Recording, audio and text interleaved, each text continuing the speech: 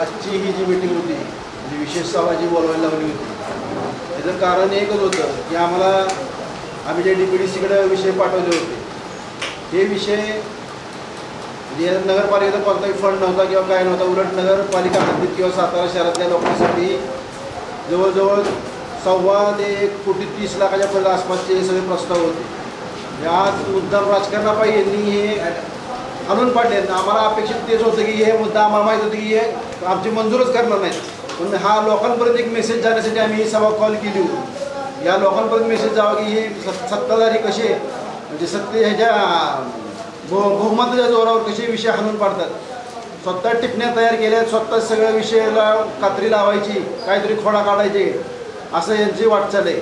अध्यक्ष नगरपालिकेचे काळात दिवस हा म्हणायला लागेल की अध्यक्ष लोकनियुक्त अध्यक्ष असताना त्यांना सभेला येता आलं नाही, काहीतरी कारण घेऊन पळपुटापणा करायला लागला त्यांना आणि सभेला आलं नाही त्या, अशी ही सत्ताधाऱ्यांची जी चाललेली आहे। म्हणजे नुसतं एक अध्यक्ष काय म्हणतात त्याला, एक अधिकारी नगरसेवक नगराध्यक्ष आणि असणारे सर्व पार्टीचे नेते यांनी हे विषय कसे हाणून पडता येतील, ते पैसे ह्या वार्डात खर्च नाही झाले पाहिजेत यासाठी यांनी केलेले हे प्रयत्न आहे।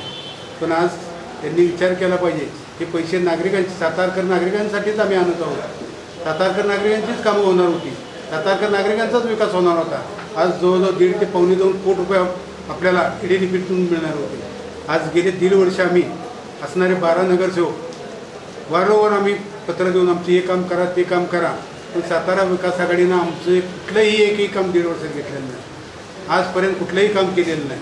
त्यामुळं आज आमच्या वार्डातील नागरिकांना आम्हाला जेव्हा तोंड द्यावं लागतं त्यावेळेला आम्हाला कुठून तरी आम्हाला त्या नागरिकांची विषय आणि कामं केली पाहिजेत, यासाठी आमचे नेते शिवेंद्रराजे भोसले यांनी आम्हाला DPDCत नेऊन DPDCत तुम्ही प्रस्ताव पाठवा, ते प्रस्ताव पाठवून तिथून त्या ठिकाणून आम्ही तुम्हाला अनुदान देऊ आणि तुमच्या वार्डातील जी विकास कामं आहेत ती करण्यासाठी प्राधान्य तुम्ही द्या आणि हे विषय नगरपालिकेतून जनरल बॉडीला मंजूर करून आमच्याकडे परत सादर करा, असं पत्र कलेक्टर साहेबांनी नगराध्यक्षांना दिलं होतं।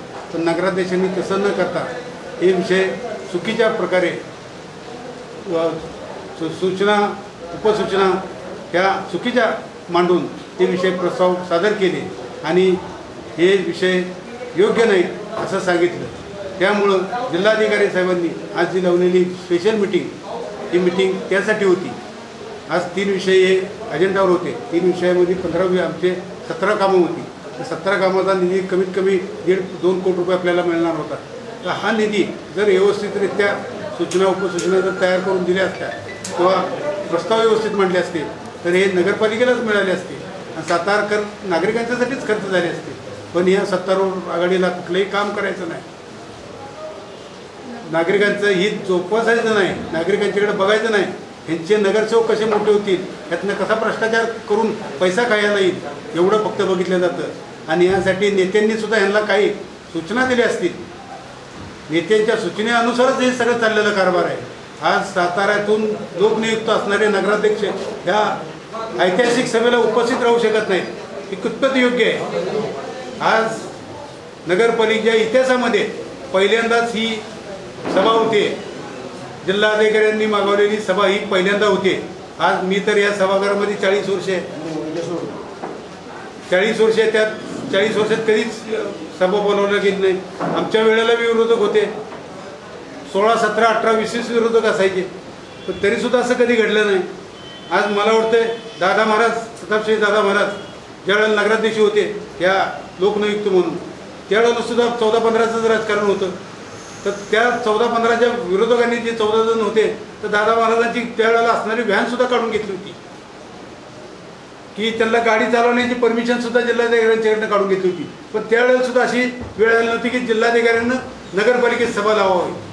ही वेळ आज ऐतिहासिक वेळ आहे, ऐतिहासिक म्हणून याला सुवर्ण अक्षरात नोंद झाली पाहिजे की सातारकरांनी आज जी ही सभा घडवली सातारा विकास आघाडीनं, ती ऐतिहासिक नोंद सुवर्ण अक्षरात लिहावी एवढीच विनंती करू। तुमचं काय असेल आता, कारण वेळोवेळी आम्ही लोकांना दाखवून देऊ, आम्ही मोर्चे काढू, हे करू, उपोषण करू, पण नागरिकांसाठी आम्ही कायम झटत राहू, हे एक आमचं सांगणं आहे. आम्ही नागरिकांसाठी जो परत कोर्टात जाणार आहे.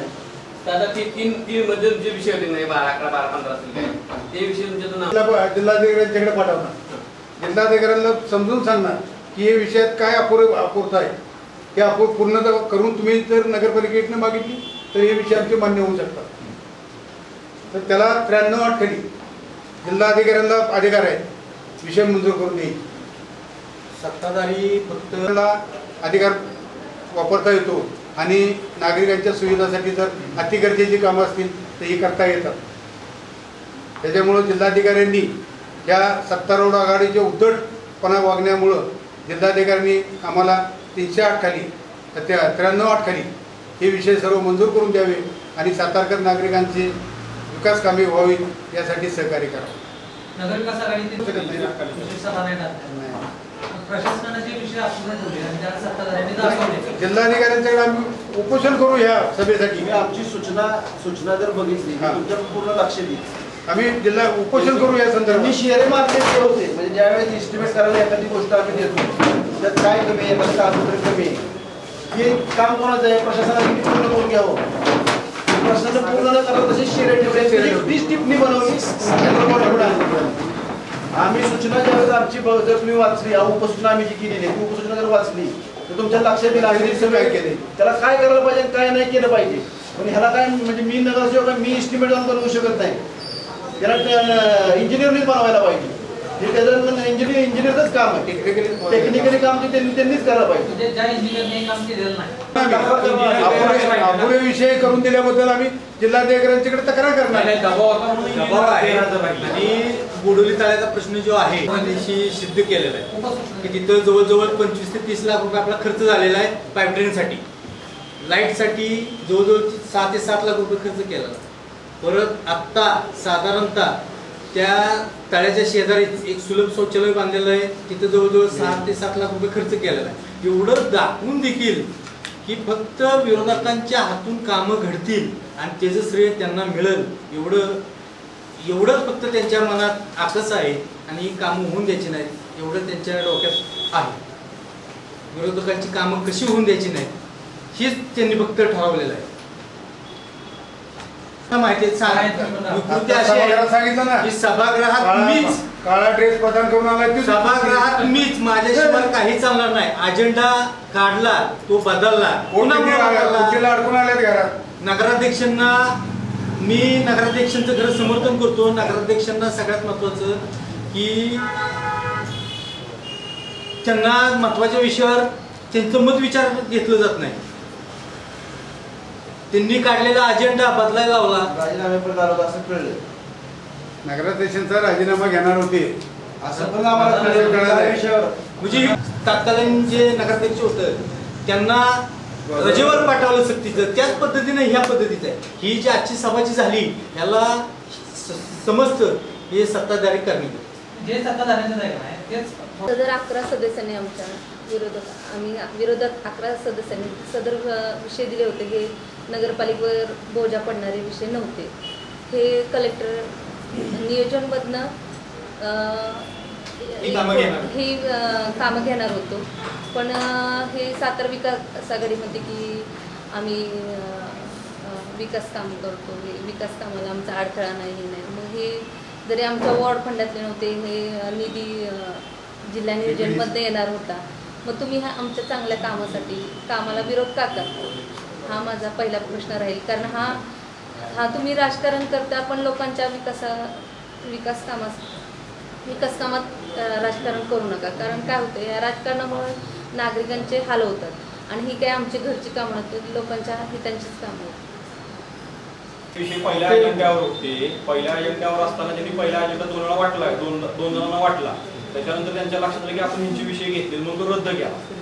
रद्द केल्यानंतर परत म्हणजे हा पहिला अजेंडा त्यांनी विषय आमचे 3 आहेत 2 ते मुद्दाम म्हणजे जाणीवपूर्वक केलेला विषय. काही त्या बहुतेक आमच्या शेजारच्या किंवा बाकीच्या नगरसेवकांना तिथल्या असं वाटत असेल की तिथले यांची मुलं जिमला वगैरे कोण जाऊ नये, आमच्या पोरांची शक्यतो अशी भीती वाटत असेल त्यांना कोणाला इथली मुलं चांगल्या याला जाऊ नये काहीतरी असेल. आणि दुसरा विषय म्हणजे पायऱ्यांचा की बाबा हा हद्दीतलाच विषय म्हणून नगरपालिकेने तयार केला. गेली 40 ते 25 वर्ष झाली ती लोक नगरपालिकेला मतदान करतायत. ज्यांनी ह्या विषयात सांगितले की बाबा हा हद्दीच्या बाहेरचा विषय. मला वाटते त्यांचे बंधू सुद्धा त्याच प्रभागातनं त्याच वार्डातनं एकदा निवडून आलते. त्याच लोकांनी यांना मतदान केलं की त्यामुळे त्यांना बहुतेक असं वाटत असेल की हा हद्दीचा बाहेरचा विषय. ॲक्च्युली हद्दीतलेच विषय सर्व कागदपत्र आम्ही दाखवली पण त्यांच्या त्या अडळकीपणामुळं आणि त्यांना माझ्या भागातली किंवा आमच्या या वार्डाची ॲलर्जीज असणार असं मला वाटतं. त्यामुळे ते विषय जाणीवपूर्वक टाळले ते. आणि हा सर्व नागरिकांवर जवळजवळ म्हणजे आम्ही 12 जण आहे 12-25 60,000 लोकांवर आज त्यांनी सातारकर नागरिकांच्या गरजेनुसार जे विषय असतील ती पाहणी करावी.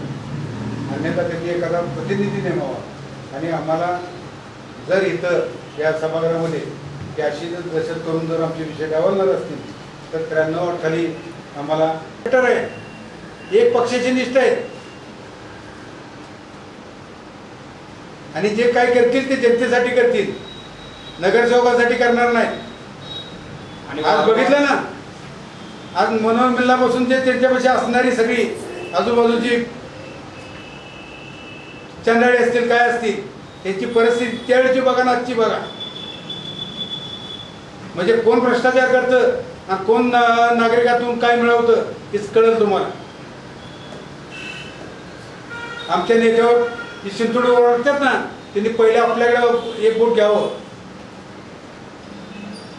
विशेष सभा असतानाही काढला आणि त्यांना हे जसे वर्षभर ही सभा चालवत्या त्यांना चालवायची तशी सभा चालवायची नव्हती. मागच्या वेळेला जशी दंडेशाही करून सभा उलटायची होती पण आज सभा उलटावता का आली नाही की प्रांत अधिकारी नसल्यामुळं प्रांत अधिकारी नसल्यामुळे सगळे मुद्दे होते. असं का जरा बहिष्कार टाकून आम्ही मागच्या वेळेला वॉकआउट केलं. सगळे मंजूर विषय केले 5-10 मिनिटात. काय असतं माहिती का, ज्यांना आता साशा कंपनीचा जो विषय होता पाठीमागं तो ज्या वेळेस अशोक मोदींची काय धक्काबुक्की केली बघितली ना असे ज्या वेळेस विषय असतात त्यावेळेस विषय मंजूर करण्यासाठी सगळे 1 ते 18, 1 ते 20 असे मंजूर करायचे नाही तर कुठेतरी काहीतरी गोंधळ करायचे मीटिंग कॅन्सल करायची. असं जरी गोंधळ असेल मग तुम्ही नगराध्यक्ष असता तरी असं झालं असतं ना. हो प्रांताधिकारी असून वेगळं काय झालं. अध्यक्ष असल्यामुळे आम्हाला प्रत्येक मीटिंग कॉल केली. आता आम्हाला चर्चाच करून देत नाही. विषय रिटून द्यायचे. चर्चा करायला तरी हे सातारकर विभक्त आहे. नाही विरोधकांना आक्रमकपणे उत्तर म्हणजे आक्रमकपणे उत्तर देतोय आम्ही. नाही नाही तुम्ही सांगा आम्ही उत्तर देतोय का नाही. सगळी सुटतात नाही उठू दे ना मग आमच्या संख्याबळ कमी आहे. आवाज कमी पडण्यापेक्षा 4-5 महिला आहेत आमच्याकडे आणि आम्ही 4च पुरुष आहोत. तुमच्याकडे एक वकील एक्स्ट्रा पाहिजे. वकील आता मग आम्हाला कोणतरी कॉप करून घेतला पाहिजे. त्यावेळी जो वयाची मर्यादा बघा आजची वयाची मर्यादा बघा 20 वर्ष. दुसरा विषय असा की त्यांना माहिती एकटाच बोलणार आहे. त्यांच्या 18-20 जणांना तोड देणारा एकटा वाघ आहे मी म्हणून मला वाघ म्हणतात ती. मी सभागृहात असलो की ती पिऊन असतात सगळे.